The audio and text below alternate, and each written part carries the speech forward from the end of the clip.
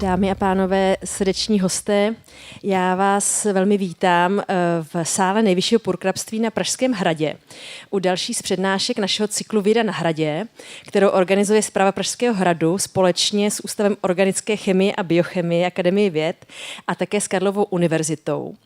A já mám tu milou povinnost vlastně dnes zde přivítat vzácného hosta až z New Yorku, Taru Burton, která sedí tamhle. A předtím bych ráda pozvala na pódium Zuzanu Válkovou, novinářku, která bude tak laskavá a našeho dnešního hosta představí. Děkuji vám.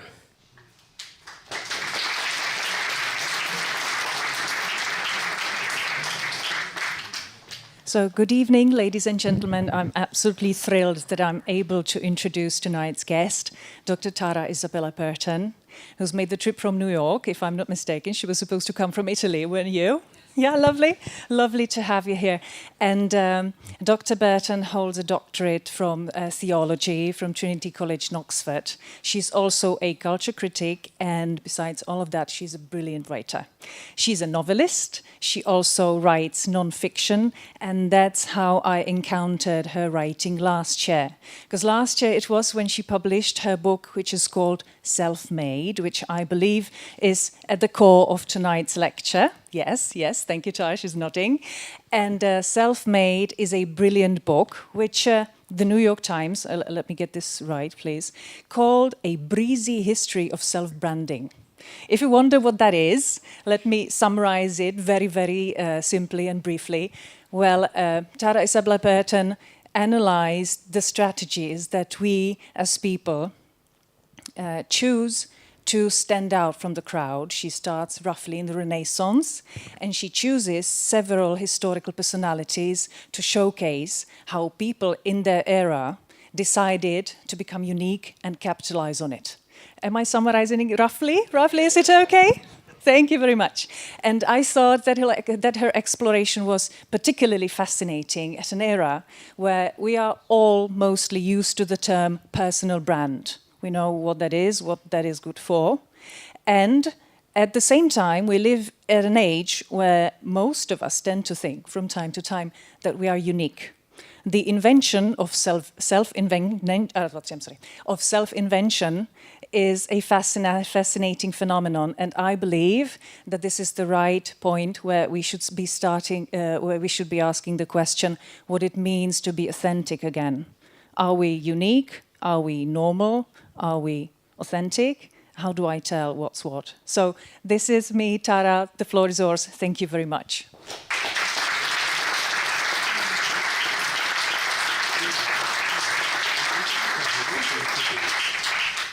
How's my volume? We can all hear me? Yes. Fantastic. Thank you so much for that very kind introduction, Susanna. Thank you to the whole team at Prague Castle. It's been an absolute delight to be here. This is one of the coolest place I've ever given a lecture, so I'm delighted. So I'd like to start this conversation by inviting you to consider one particular advertising campaign from January 2020. For the high-end boutique fitness chain, very popular in the United States, called Equinox. Now, produced by a marketing studio called Droga 5, the campaign, entitled Make Yourself a Gift to the World, featured a series of images devoted to the ideal gym goer as a kind of mythological demigod of self-care. One of the posters, for example, features a powerful woman who is easily lifting up two men, kind of like the biblical Samson. Another features a shirtless man lying on a funeral pyre attended by frenetic worshippers. The purpose of this campaign, according to the marketing firm, was to depict, and I quote, divine characters as God-like gifts to the world in moments and situations that reflect their self-worship as serving a larger purpose to humanity. Asking the question, and this is also a quote, does that not make self-obsession the most selfless act of all? Or, as one Equinox chief marketer told a journalist, we're targeting individuals dedicated to becoming the very best they can be because, quote, when you become the best version of yourself, you radiate outward and contribute more to the world around you. Now, Equinox is not exactly representative of, the average American life. Gyms, it's a gym whose prices start at $250 a month plus initiation fees. Its advertising campaigns are often very intentionally transgressive or controversial. Famously, one year they refused to have new members in January because they said anyone who says it's a New Year's resolution to get in shape is not serious enough for them. They only wanted serious gym goers. So they're very good at personal branding or corporate branding to create a certain image of themselves. All that being said, however, I think this set of advertisements can tell us something really important about contemporary life in the United States and increasingly in the sort of internet-saturated West more broadly. This idea that you not only can, but should make yourself into a kind of God, make yourself into a divine figure by channeling your energy, by hard work, by curating your persona and your personality and your body and your bank account and turning everything about you into raw material for the product that you are trying to sell to the world. This idea has, to use a contemporary term, gone viral. It's become part of almost every aspect, and speaking, this book is largely about, but not exclusively about the United States, about contemporary life. Anyone with a smartphone, that's 90% of Americans, I'm not sure precisely global numbers, but anyone with a smartphone is basically expected to constantly present themselves personally and professionally. In the United States, most new couples meet on dating sites, so you have to have your dating profile if you want to meet somebody. If you're like about 60% of Americans, participating in the gig economy in some way, whether it's a side hustle on a website like TaskRabbit or Uber Eats. You create these different, often profiles to advertise yourself. If you, like me, are in the arts or journalism, you need to use Twitter/X or Instagram or any of these platforms to sell yourself. So there's a lot of different approaches we can take to this problem of personal branding, of self-invention. I could talk to you about Kim Kardashian. I could talk to you about Donald Trump. But I'm a trained theologian. My background is in theology. And so today I'm going to talk to you not about God exactly, but about the way in which ideas about the self and the self's freedom go hand in hand historically with shared cultural ideas about who or what, if anything, is divine out there. Are we created by a higher power for a particular purpose, as for much of Western history was the default shared view, at least publicly and civilly and socially, if not in sort of everyone's private beliefs? Or are we our own gods? Are we the ones in charge of deciding what is meaning, what is truth? And in Self-Made, I argue that there is this huge cultural shift that takes place from about the Renaissance well into the present day, in which the idea that we have not only the potential, but the obligation to create ourselves goes hand in hand with the decline of organized institutional religion and new visions of authority. So where are we right now? We are in perhaps the most extreme version of self-creation that has ever existed. As of 2021, and this number I'm sure has only gone up, influencing had become almost a $14 billion industry. 75% of American brands now budget separately for influencer marketing. Influencer is actually one of the top career goals for Generation Z. I recently did a version of this at a college class, and I just asked the students, I said, how many of you would post sponsored content for money? Everyone's hand actually went up. I think 1 or 2 people said no. Just out of curiosity, show of hands, how many of you would post sponsored content for money if given the opportunity? All right, it took a second. I'm glad some of you admitted it. All right, that's about 30%, let's say, give or take. But if I want to sort of invite you to think about this problem or this question in a new way, it's this. Where do we get the quote-unquote authority what is about who we want to be, and how does who we want to be shape our sense of who we really are? It's an age-old human question. What makes us us? Is it the stuff we're born with? Is it our social class, our race, our sex, our nationality, our family? Or is it what we choose? Are we defined by what we want? And if I have a thesis in Self-Made, it's that the pendulum has shifted very dramatically over the past few hundred years, and particularly in the past few decades since the dawn of the internet.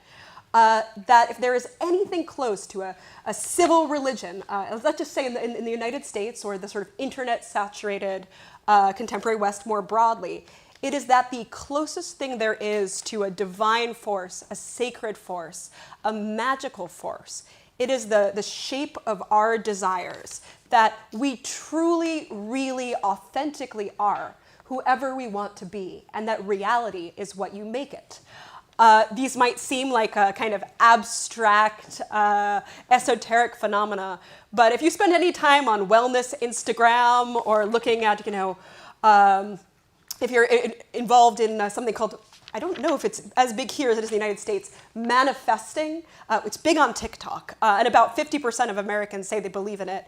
The idea that if you focus hard on what you want, whether it's landing a particular partner or getting rich or changing your health, you will get in touch with the energy of the universe, and it will happen for you.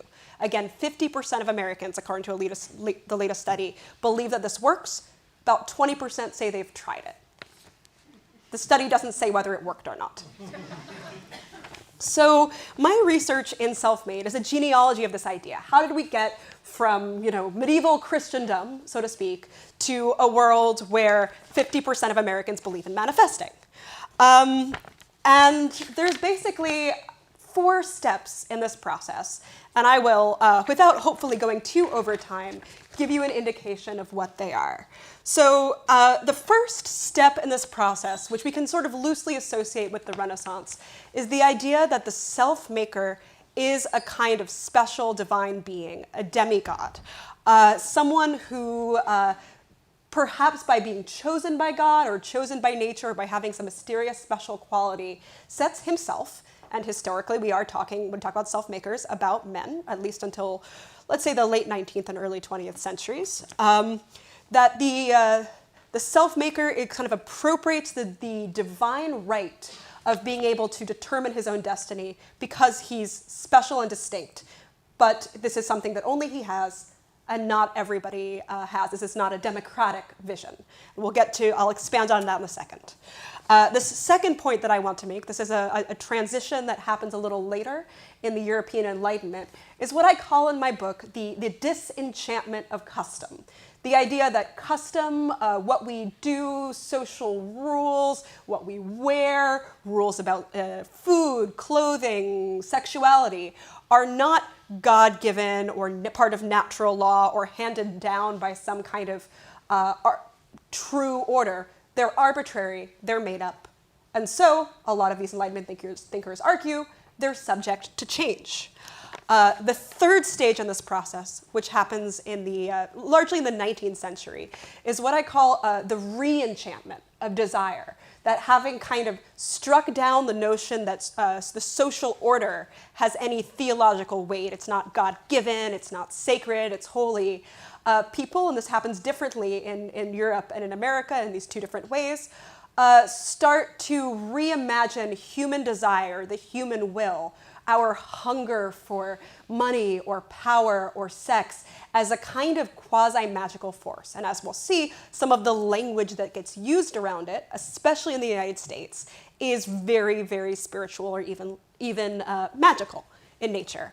And finally, the final transition we have in the 20th and then the 21st century is basically the creation of celebrity culture in the wake of the development of cinema, of the old Hollywood studio system in particular, kind of fuses some of the tensions that we will see throughout this lecture between, is this a power that is innate and only for the special? Is it a power that anyone can have? Is it a power that you fake? Is it a power that is true? All of these questions get resolved in the cultural figure of the Hollywood star.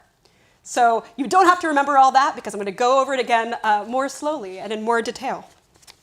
So let's start with this first idea, the idea that the self-maker, the person who creates himself, is a kind of demigod. We find this idea start to really come to the forefront of cultural conversations in the European Renaissance, particularly, though not exclusively, the Italian Renaissance, which makes sense. It is a time of then unprecedented social mobility. Technological developments, economic developments, from the invention of the printing press to the development of urban centers like Florence and Nuremberg, mean that for the first time there's a kind of transition between, there's the opportunity for social mobility for certain kinds of people who have certain sets of skills. Humanists like Poggio Bracciolini, engineers like Leonardo da Vinci, and artists like Giotto or Albrecht Dürer, who we'll talk about in a second, who are able to kind of attain not aristocratic status, but a kind of para-aristocratic status. They're able to socialize in these worlds, not because of where or how they are born, but because of their own personal qualities. And this becomes striking and interesting and even controversial enough to be the subject of a lot of contemporary debate. How do we understand these people who don't quite fit in? Are they breaking rules? Are they special because they've earned it? Are they special for some other reason?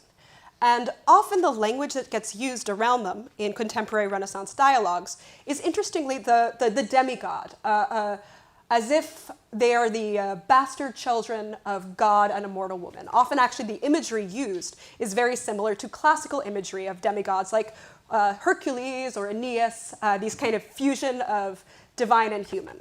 And often the implicit language of being a bastard, an illegitimate child, is used.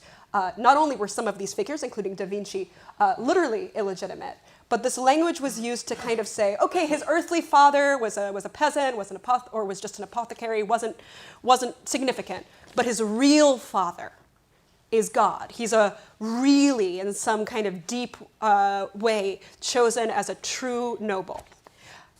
And we can see a little bit of this idea of the genius, the self-maker as demigod, in what is often considered the first selfie.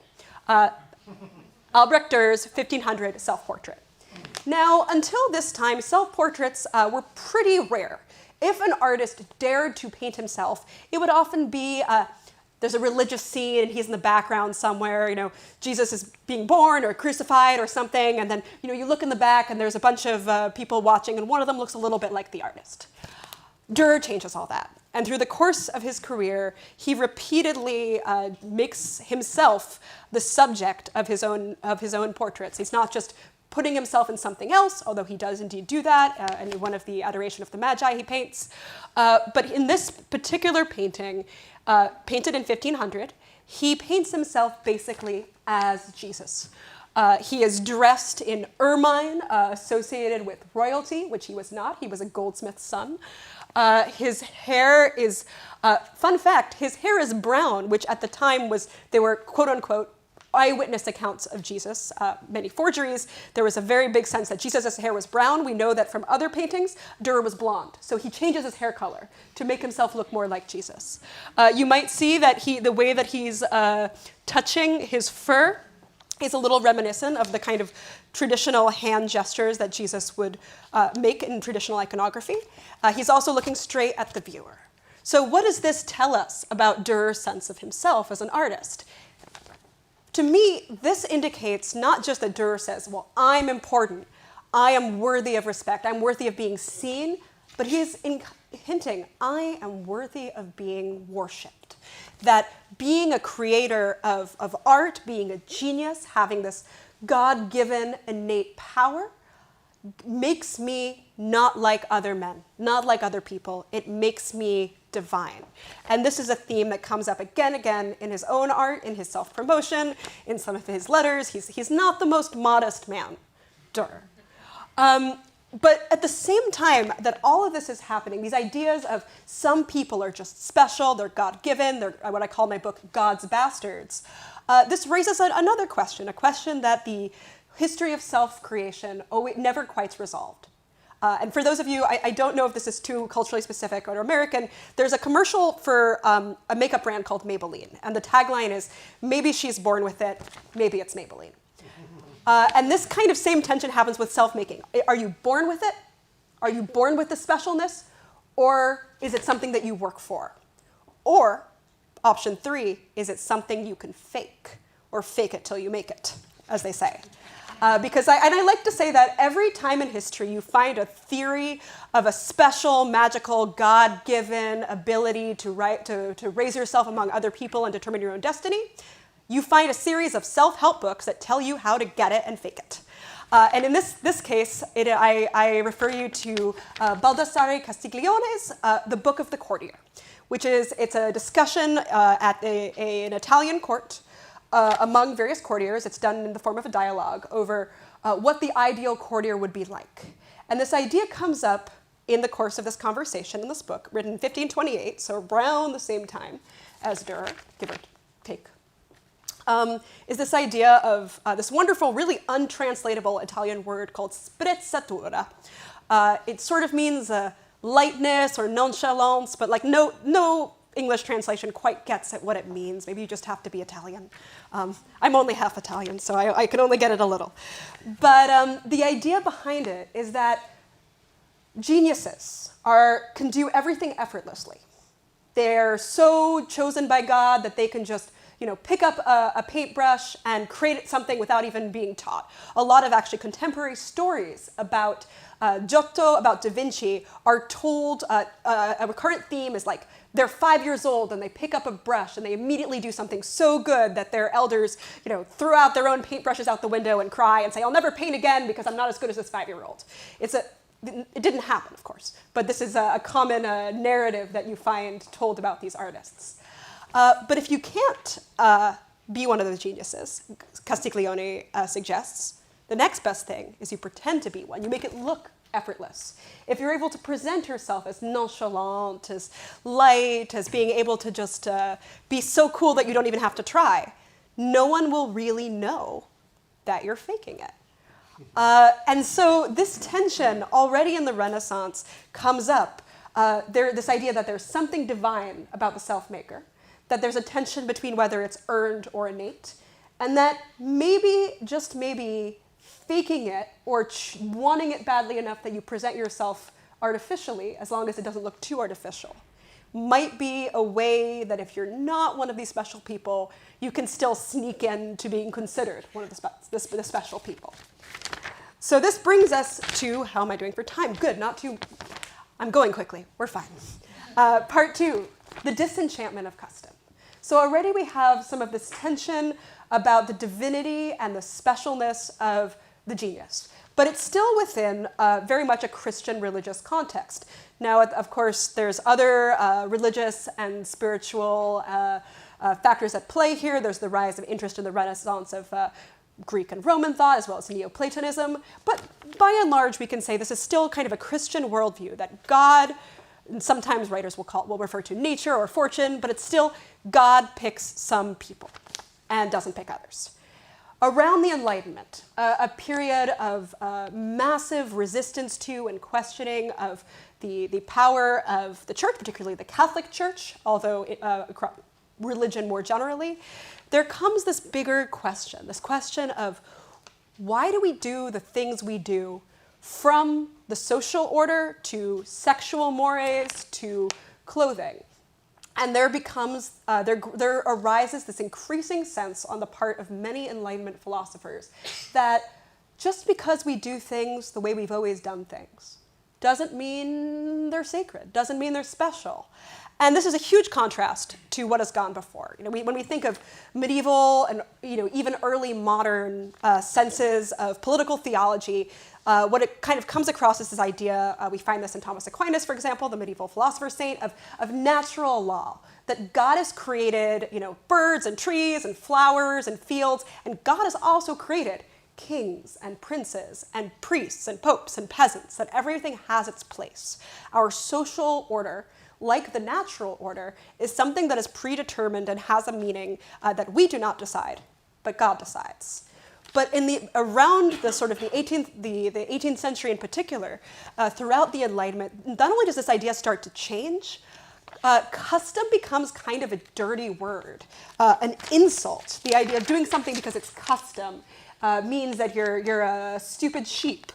For example, the French philosopher Montaigne refers to custom as a violent and treacherous schoolmistress. She, by little and little, slyly and unperceived, slips in the foot of her authority, but having by this gentle and humble beginning, with the benefit of time, fixed and established it, she then unmasks a furious and tyrannic countenance, against which we have no more the courage or the power so much as to lift up our eyes. We see her at every turn, forcing and violating the rules of nature. So even this contrast between custom and nature, which becomes such a huge part of Enlightenment thought, is a huge break with what come before. A few hundred years earlier, if you ask someone what's the difference between custom and nature, they'd say, what are you talking about? That's the same thing. What natural law is part of a grand total whole. Instead, this new idea comes that actually custom is something that it's not just not nature, it's opposed to nature, it's the enemy of nature. The nature is something that is true, that is inward, that is individual. It's something that we apprehend by looking inside ourselves and not at other people, not at what a king tells us or the Pope tells us. And around this time, you find a whole genre of literature designed to kind of hammer this point home, that human freedom exists only when we realize that the things that we've always done, including our social roles, are completely arbitrary, especially when it comes to sex. There's a subgenre that's just about sexual freedom. Actually, there's quite a lot of anti-clerical pornography on the subject that I will not get into here, but I'm sure you could Google them if you wanted. But from Diderot, Montesquieu, Voltaire, pretty much any Enlightenment philosopher you can name has written an essay playing with this idea that nothing is fixed. Everything is up for grabs. Everything is open to interpretation based on human individual reason. That authority, social custom, the rules of the many, these are things that get in the way of who we truly are. They are opposed to use a later word, authenticity. So make of that you will. That's part 2. Part 3, then we sort of see two diverging visions in the story of self-making that start really in the late 18th, but mostly the 19th century. In my book, I call these the aristocratic model and the democratic model. You can call these also the European model and the American model. These are very localized.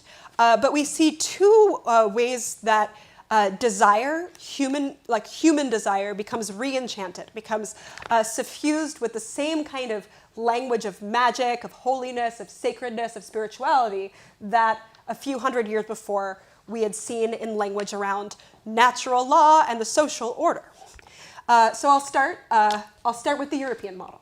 I also call this in my book the dandiest model. We see these, and I do want to say here, the two figures that I use in talking about self-creation in my book seem very opposed to one another at first glance. There's the dandy, the individual who creates life as art and lives his life as a work of art. And there's the entrepreneur, and if you're familiar with ideas of the American dream and the Great Gatsby, the hard scrabble person who comes from nothing and makes a bunch of money and becomes self-made in an economic sense. And you might think, what do these two figures have to do with each other? They're nothing alike. One of them sort of swans around all day sitting in cafes, and one of them's at the office getting grubby. But I argue that in the 19th century, both of these figures come out of the same philosophical soil. The idea that the self has the power and increasingly the moral obligation to create themselves, be it economically or aesthetically. So I will say, in the European dandiest model, the spiritualized language is not as present as we shall see the American model, but it's still there. Barbie d'Aurevilly in his history of dandyism, refers to dandies as miniature gods. There's a wonderful sort of occultist dandy called Sarge Josephine Pelledin that wrote a series of basically occult texts about how to turn one's self-presentation into a form of literal magic. He wrote a book called How to Become a Mage for Men. He wrote a female equivalent called How to Become a Fairy. That one was less good. It mostly involved being sexy for men. And a third essay called Kaloprosopia, Beautiful Personality, the art of the beautiful personality.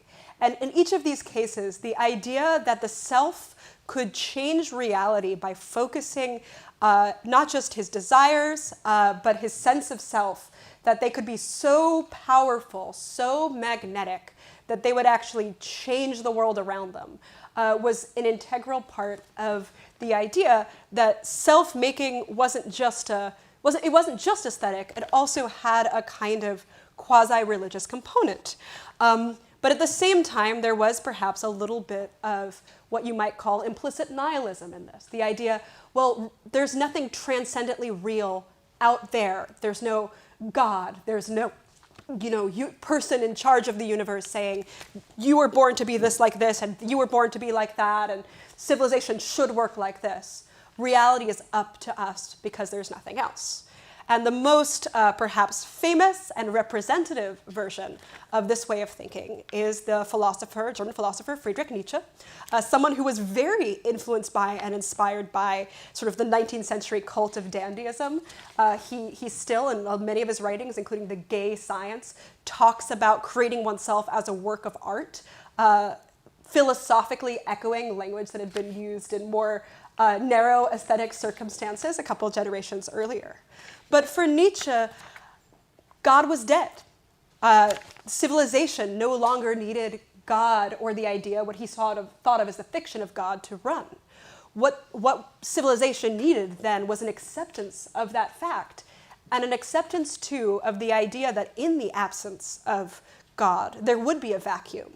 And the people to fill that vacuum were what he called the Übermensch, the Überman, the individual with the clear-sighted courage not just to accept the fact that there was no God, but to impose his own reality, his own kind of shaping of the world onto reality, that will became not quite magical, but the closest thing to divinity that there was in the world.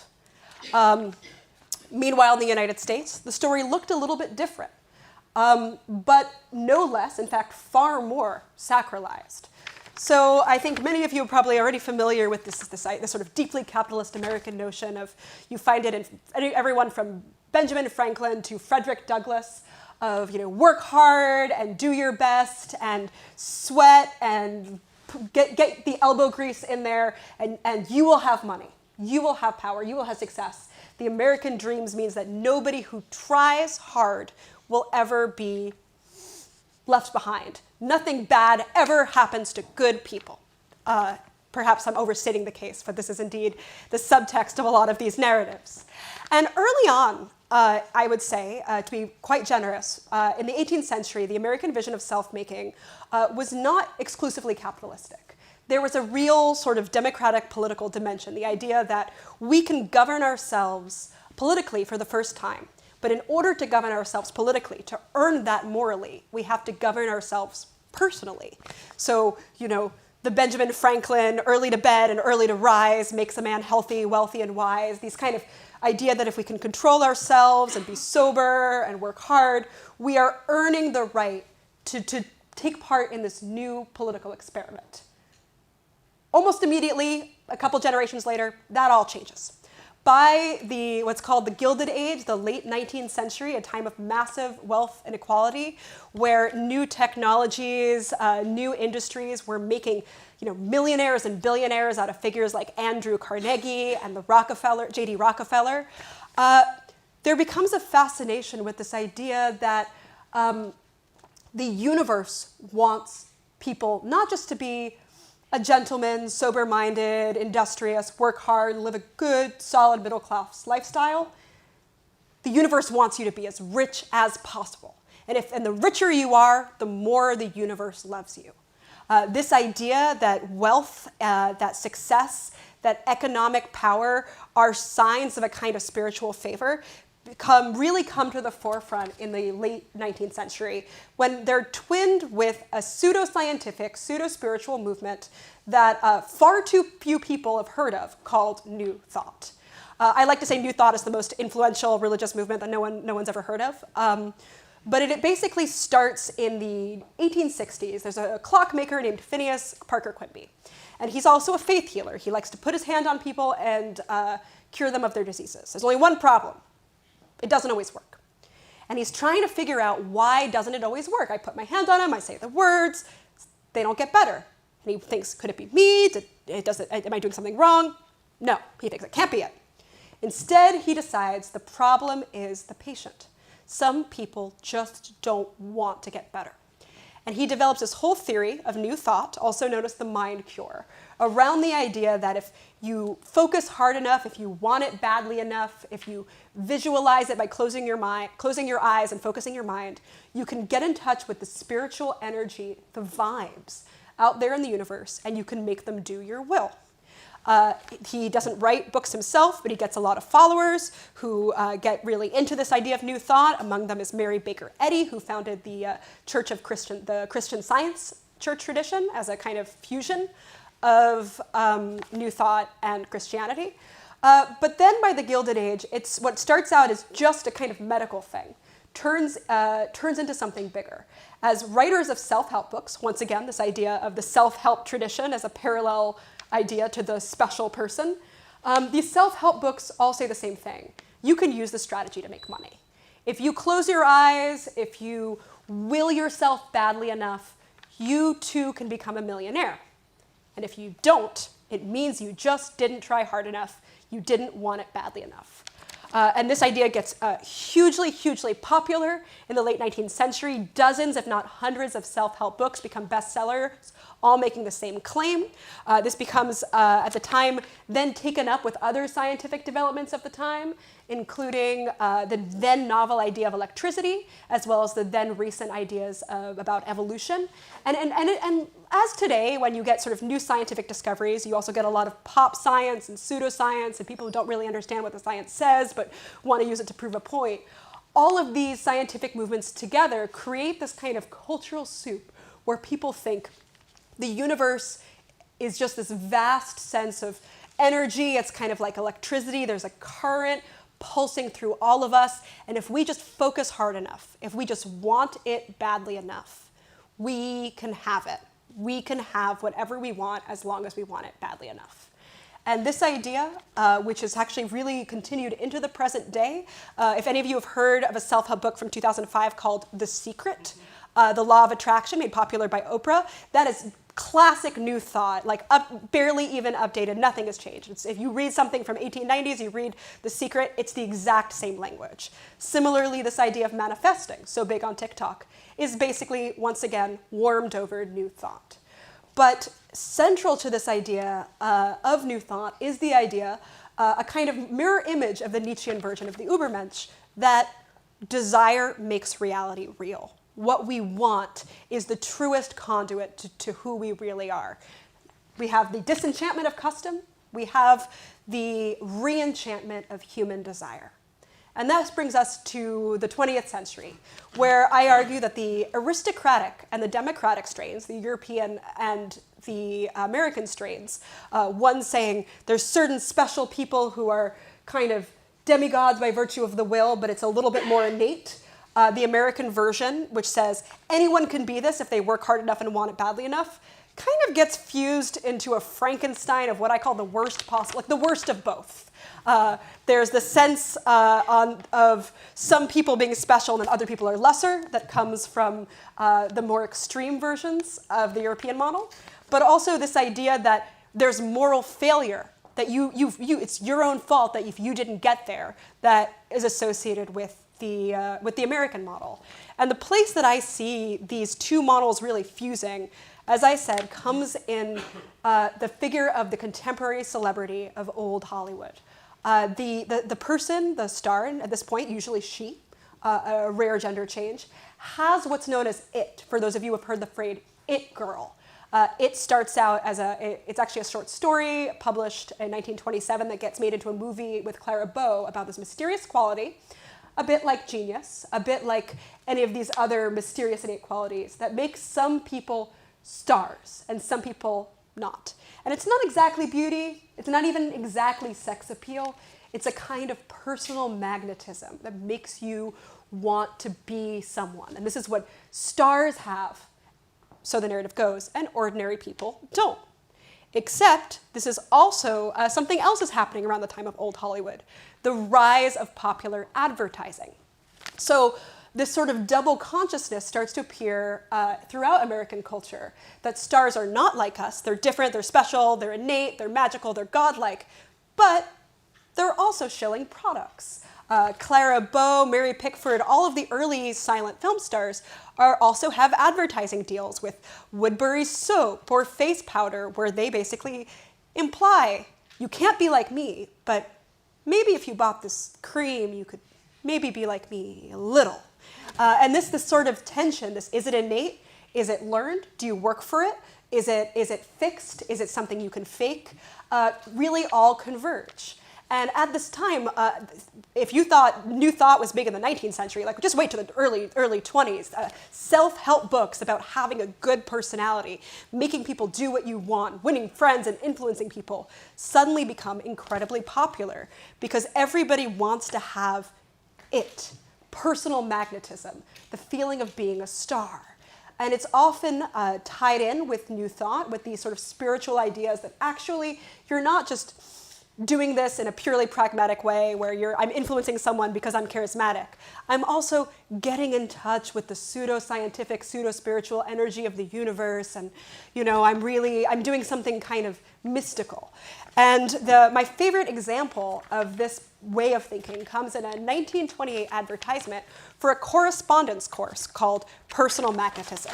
So you're reading your magazine, you're looking at your fashion plates, you're looking at Clara Bow, she looks great, I wish I could be like her, and you see this advertisement, and it's great. I don't have them up here. Some of them are like scientific and they show doctors. Some of them show fortune tellers. So you have this sort of blend of the mystical and the scientific. But the tagline is always the same. You have it. Everyone has it.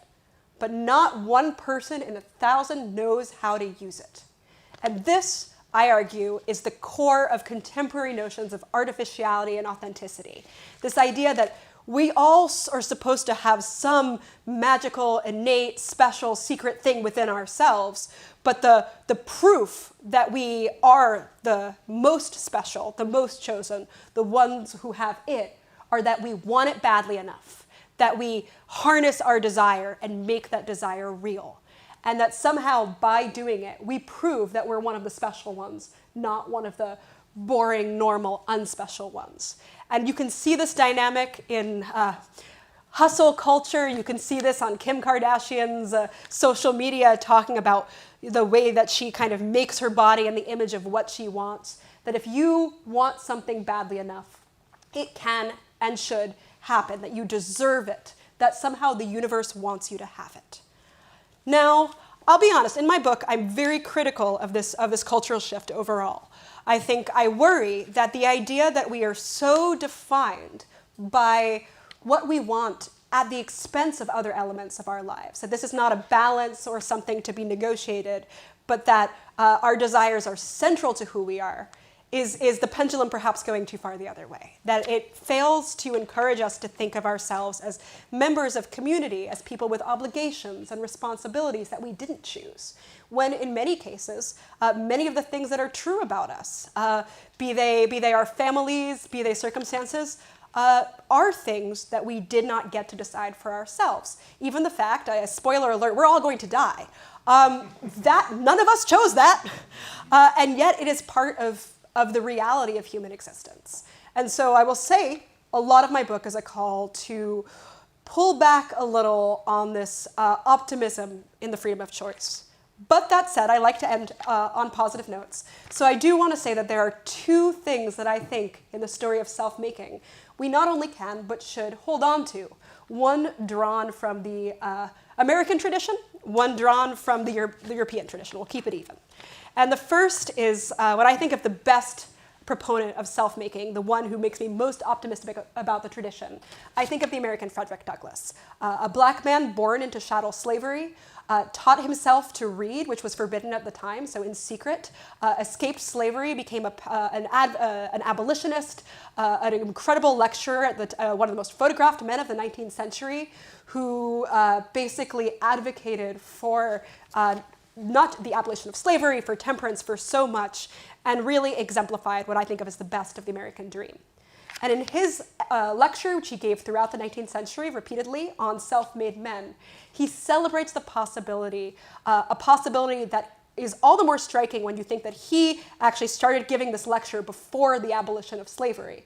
That America was a place where whether you were black or white, he says Caucasian or Indian, regardless of how you were born, there is the opportunity to have a better life, to be seen as worthy and dignified in your own self, regardless of how the world saw you or how they saw your fathers.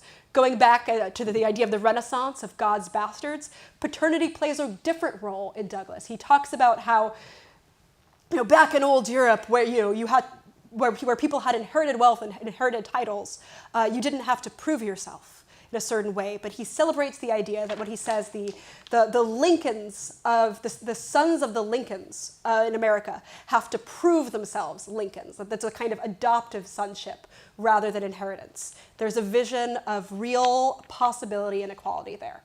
So that's what I want us to take from the Americans. But also there's something that I think about a lot that I want us to take from the dandies, and that's this. Many of these figures, Barbie d'Aurevilly and Josephine Péladin or Oscar Wilde in England, are writing against the backdrop of a time not unlike our own, a time of incredible technological change, industrialization, a sense of mass reproduction. Everything is reproducible. Everything is repeatable. We have, all this new technology. We don't know what to do with it. How can I be sure that I'm me, that I am irreducible, that I'm not reproducible, that I'm not a machine, I'm not a robot? There's a bunch of literature at this time about the terror of being a robot or finding out the woman you're having an affair with is secretly a robot. Like, they're very afraid of robots. And it's precisely because this anxiety about, in an era where everything can be reproduced or imitated, how do I prove that I'm real, that I matter, that my selfhood is original and meaningful to me?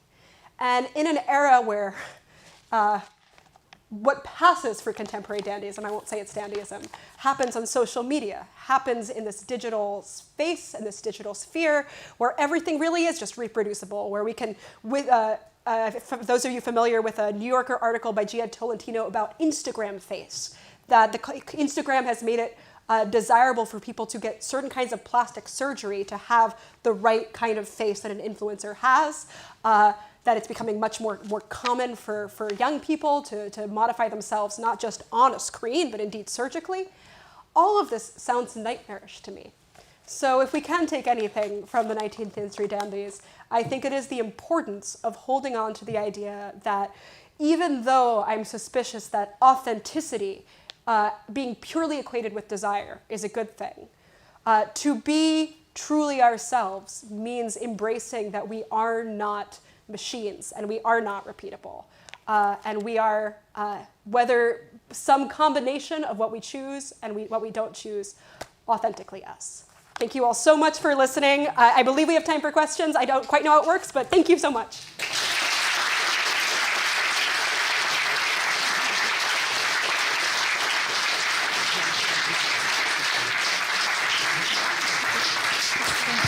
So much for the thrilling lecture. I now feel strongly motivated to make something out of myself. I need to figure out what that should be, perhaps.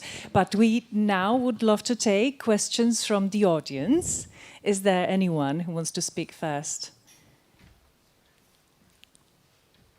Somebody has tried to become an influencer and it didn't actually work out. I can ask a question. Okay, lovely. Go ahead. Okay. My question is, was there any reasonable statistical analysis of the people who really believe in this secret or something like that are actually more successful than the people who don't believe in it. But the analysis that really takes into account that people who are just by chance more successful are less likely to abandon this kind of doctrine, right? So, to my knowledge, there's not any kind of full study about the success or failure of a lot of these kind of mindsets. I think it's probably fair to say, though, I think what we do know is that up to a point, body and mind work together. We do know that someone who projects confidence in a room is more likely to be received well. There's often a lot of studies about, for example, gender and the way that men and women present themselves differently in business settings and ways that they are responded to differently. So I think being generous to the proponents of manifesting, there is probably something to be said for the fact that how people perceive us makes a huge impact on our success. You go into a business meeting asking for someone to invest $1 million in your startup. Doesn't matter if the startup is terrible if you're able to kind of convince someone. I've met a lot of people in tech who I cannot say really fill me with confidence in their ideas, but when they walk in, all certain of themselves, it appears to work for them. And I think that there's a kind of other element too, which is that particularly now, and I wish I'd had more time to get into this in my talk, in the age of the internet, the idea that perception can shape reality actually does kind of become true. Between disinformation, stories that become viral, conspiracy theories, memes, anyone who is able to control the kind of public perception, whether or not is true, has much more power now to shape, for example, political elections than they might have before the internet existed. And so I think internet culture has almost made something true that wasn't true before. Okay, thanks. That's another question. Thank you. My question is quite simple. What do you think authenticity is? Sure. So I'm very suspicious of authenticity as a concept, but my understanding of it comes from the philosopher Charles Taylor, which is the model I'm working with. And it's basically something along the lines of, as is popularly used, that my internal sense of myself and my relationship to my desires is in harmony with my external life and how I'm living. So you can say I feel like there's an alignment there. And the reason that I'm suspicious, I think that this is very useful to describe a very particular phenomenon, which I've just described, but often I think it's used culturally in a more general way to say truthful or real or my most authentic self. And I think that the mistake being made by conflating in accordance with my inner sense and desires, and this is true, is that, and I think literature has great examples of this, we're wrong about ourselves a lot of the time. We don't know ourselves very well. I mean, maybe some of you do. Maybe some of you are much wiser, better people than I am. I know I don't know myself. And I think that the idea that we are so in touch with our desires, our thoughts, our feelings, that we can meaningfully say, I know what is true for me. I know what I want. I know what I value and how to get it, is something that I want to resist. And I worry that focusing on authenticity at the expense of, I don't know, some kind of more highfalutin idea like truth means that we lose an important piece of wisdom, which is just how hard it is to really understand our own selves. Well, I wonder, beautiful talk, great. Thank you so much. Enjoyed it a lot. I wonder how much of it is connected to belief or Christianity, because your talk really resembled me early 90s, where the first evangelists or full gospel people came to Prague and tried to influence us. And I'm Catholic myself, but for the first time in my life, I saw people who really believe that they can heal someone else. It never occurred to us, that you can just believe that you can be better and you will. That was very clearly, deeply believed by those people, never worked. But is it a Christianity and the televangelism, which is another very American thing that doesn't occur in Europe at all? Is it a consequence, a cause of the thing? What is? I would say it's a consequence. It's downstream for me of the Protestant Reformation. I mean, I think it's impossible to talk about contemporary self-making without thinking about the Protestant Reformation in particular ways that, to speak a little bit generic, to be a bit reductionist, Protestant traditions that do focus on inwardness or personal relationships with God, particularly when you get to the United States and to American Protestantism and American evangelicalism, which tends to be very, very focused on personal relationship with Jesus, my feelings. So I think that this idea of the emotions being deeply, deeply linked to spiritual reality is some part of the puzzle, is the Protestant turn. But of course, it's also possible to say, this Protestant turn happened against the backdrop of things like the printing press and the ability to sit alone in your room reading a book rather than needing a priest to read to you. So it all fits together in that case. I will say that in contemporary America, outside of, let's say, the sort of spiritual but not religious wellness culture of manifesting, the biggest example of faith healing is in fact in evangelical churches, particularly what's known as the prosperity gospel. Yeah. The idea that God wants you to be rich, that if you tithe and pray hard enough, you will get success in this life. Now, as a theologian, I will say this is not really an orthodox traditional part of the Christian tradition. Wanting to be really, really rich and thinking a lot of good things will happen to you before you die, not so orthodox, but about 60% of Protestant churches subscribe to the prosperity gospel, or about 60% of evangelical Protestants, not Protestants altogether. So it's still very much a part of evangelical life, and it's probably more localized. As indeed evangelical Christianity in America tends to be quite localized in that way, but it's something that, again, whether you're at an evangelical church, at a mega church in Texas, or whether you're at a spa in California doing yoga, the ideas are the same, the language is the same, the language that if you just want something badly enough, something kind of magical will happen. It's just a different set of vocabulary around it. Zuzana wanted to ask a question. I'll abuse my privilege now. But obviously, I wanted to ask your opinion about this. The opportunity to think, to ponder the question whether I am unique, whether I am normal, whether I'm entitled to success is obviously reserved to a certain part of the planet and certain societies. And at the same time, I've noticed in the literature from the 1990s, from popular psychology, that there were inspections of the term unique and lonely.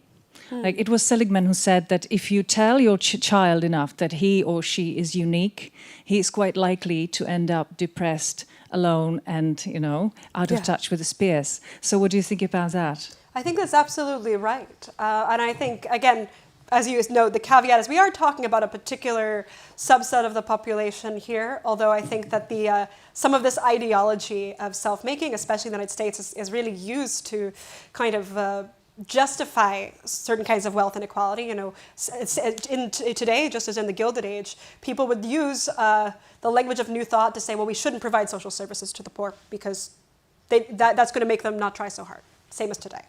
That being said, the caveat aside, I think you're absolutely right that one of the biggest drawbacks of this way of thinking is you start to see your community as exclusively a burden upon you. That people who maybe exert influence on you in ways that you don't like they're getting in touch with your authentic, your true self. They're your enemy, and that there are times where that might be true in certain cases, in certain societies, for certain populations, for example.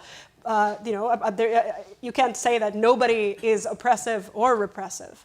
But I think that the default assumption that if other people are just there to kind of hold you back from your self-fulfillment, that doesn't seem a healthy way of dealing with human relationships. And I think if we're seeing anything, particularly since the pandemic, it's how much communal relationships are important for our mental health. We can't just create ourselves online and live these untethered lives and still feel like we're whole and meaningful human beings.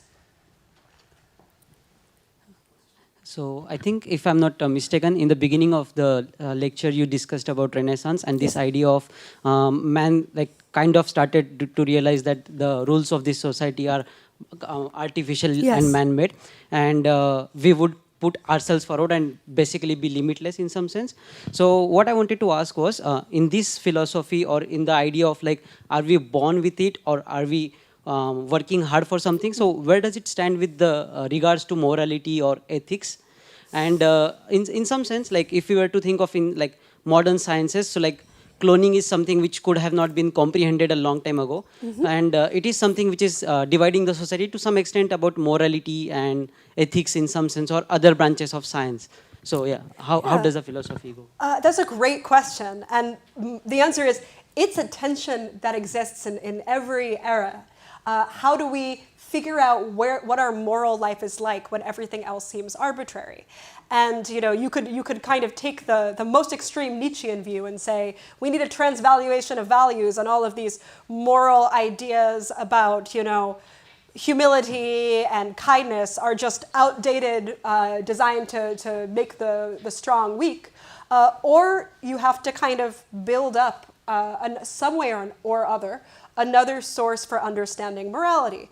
And it does happen in different ways in different eras. For example, in the Enlightenment, one of the, particularly in Scotland, was the sort of Scottish Enlightenment, a lot of philosophers were trying to say, like, how can we find the innate moral sense, the innate thing that makes people people? And they talked about, love and the love of fellow man and empathy as being a kind of reliable source of something real.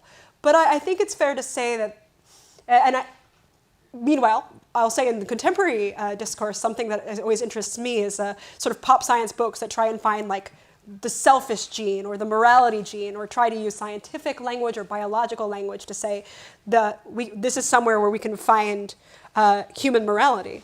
But I think it is a tension, and it is a tricky tension. Where do you think about, or how do you reintroduce morality if you assume that there are no transcendent ideals? And that's not to say it's not doable or it can't happen, but just that I think we haven't necessarily found a shared, cohesive cultural agreement on what that might look like or where that might come from.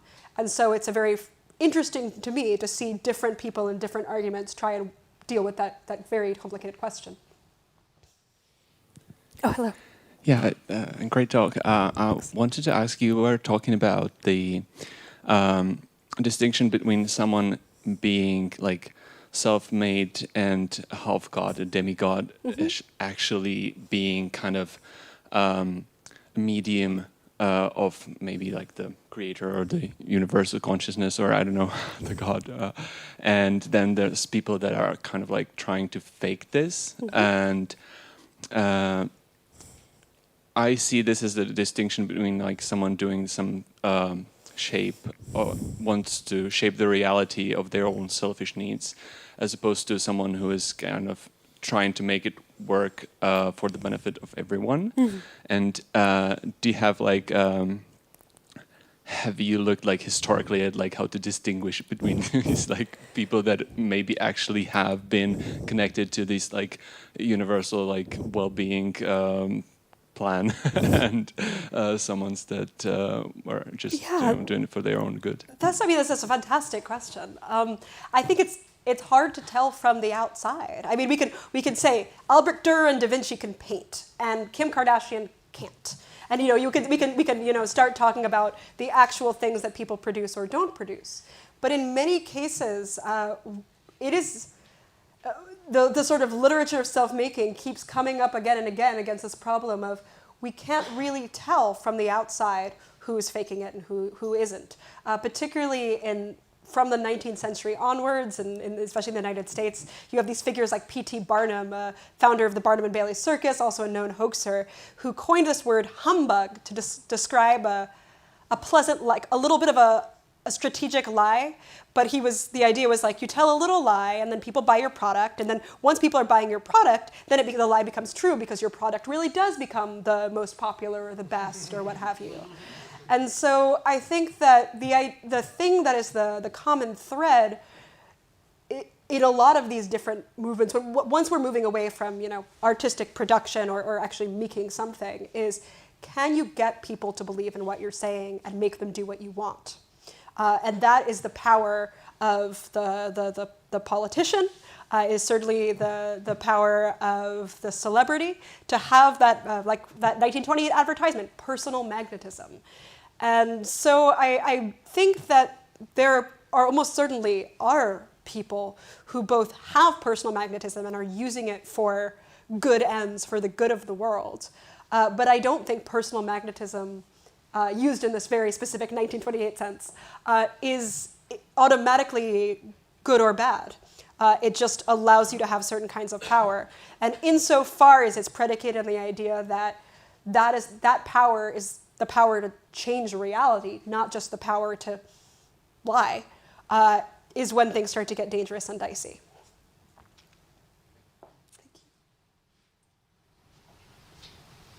Any other questions? Wave your hand. There is a lot of people. Okay, there's a question.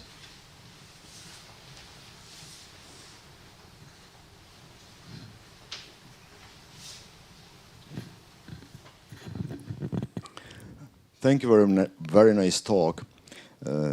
I recall one idea of C.S. Lewis, written in one of his essays. It is not about, he talks about originality in terms of the scholarship, scientific work. And he says that nobody who adores originality, speaks about originality, wants to be original, and does everything what he wants to become original, would ever be original. And he says, well, do your work. Doesn't matter if it is a small piece or the large piece, as good as you can for the work itself. And the originality will come to you without even noticing. So what do you think, how it is related to that? Yeah, I'm inclined to agree with that. I'm a C.S. Lewis fan. I think that the pursuit of originality is, as you point out, it's very likely to just not work. Everyone trying to be original is not going to make anybody original. But also I think that separately from the question of does it work, is it desirable? And I don't think pursuing originality is desirable. I think we can pursue goodness, we can pursue truth, we can pursue beauty. There are many things that are worth pursuing that that are not predicated on the idea that originality is something that we have to pursue. I think a healthier perspective is to say, we're all different human beings. We're different centers of consciousness. Each one of us has, the wonderful line from Hamlet about being bounded in a nutshell and king of infinite space. And I think when you don't think of originality as something you have to prove, that you just take it as a given, that it is something that each of us has.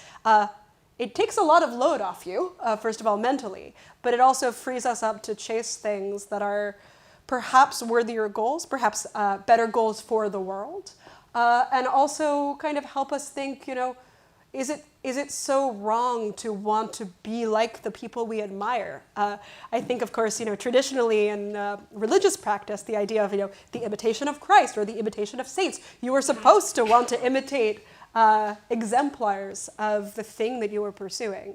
And so I think to say we have originality, we don't have to worry about it, we don't have to pursue, we don't have to seek it. Let's spend our time seeking something better. Yeah. Hello. Thank you for the talk. I just wanted to ask something that is quite actual in the recent times. I think you said that there was a lot of cycle, like different phases of what human thought has been going through and what people were thinking at some point during civilization. And I'm wondering now that there are so many tools online. For example, artificial intelligence, how it's using all the input to recreate what humans are thinking. Do you think that we can, as humans, resist this or adapt or somehow manage this new technology that can kind of change what we think and how we think? Yes. Do I think we should resist it? Yes. Do I think we can resist it? I hope so. I think I'm very wary of AI. I'm wary of the sort of scale of technological reproduction and our faith in it. I logically know that, machine learning means being trained on what's already there. There's not, secret demons out there on the internet, and I know that logically. At the same time, I think my response is one, almost a superstitious response of caution, precisely because I think a lot of the ideal, it depends on what this technology is for and what these tools are for. And I think that's a question we always have to ask ourselves, what is the purpose of this tool? And if it is something that, can cure the sick, if it's something that can help us keep in touch with our families when we can't be close to them, there are good human ends to all forms of technology. But there's also bad ends, there's bad purposes. And I think the idea of simply wanting to amass certain kinds of money, to amass certain kinds of power, to think of ourselves as being freer and more untethered to the physical world that we are, that's going to hurt the things that make us human. It's going to hurt the kind of connections we have. So I'm not a Luddite, but I do think we should be much more cautious and careful than we are about embracing technological development, and always think and encourage the people in charge of making these things to think what the ultimate purpose is beyond making a bunch of money. Thank you for a great talk. I have a question. So you showed how the people acquire the goals, so how to influence the society and how to show their importance of the celebrities and so on. The question would be why they do it. So why they need this enormous feedback from the society that they are worthy, and on the opposite you say go for the truth, for the beauty. How to find the motivation to somehow ignore the society, but to be part of it? I mean, I think if anything, it's precisely our need to be reflected in the eyes of others that I think can tell us something really important about ourselves. We are social beings. We do need each other. Each of these stories of personal branding or these of self-creation take place in a society where there is an implied audience. And I think one way is to say, okay, some people are selfish or narcissistic or attention-seeking, and another way, maybe a better way, is to say, this is proof of how much we need each other. This is proof of how much we need relations. Somebody asked me at a talk last year, what is the best antidote to this kind of self-making that I was criticizing? And my answer was and remains friendship. Real friendship. When you know somebody that's seen you before you got successful, or before you got married, or before you had some changes, and remembers you and celebrates that you're changing, but also if you get too far off the person they know is willing to tell you, hey, you're being a bit of a jerk, or success has gone to your head. These kinds of relationships that are back and forth are much more likely to help us reflect ourselves and figure out who we really are than somebody we've never met clicking like because they think we look hot in a photo. So as it happens, this was the last question of tonight, at least from the official part of the evening. Tara, thank you so much again for the lovely evening. Thank you. Thank you for coming.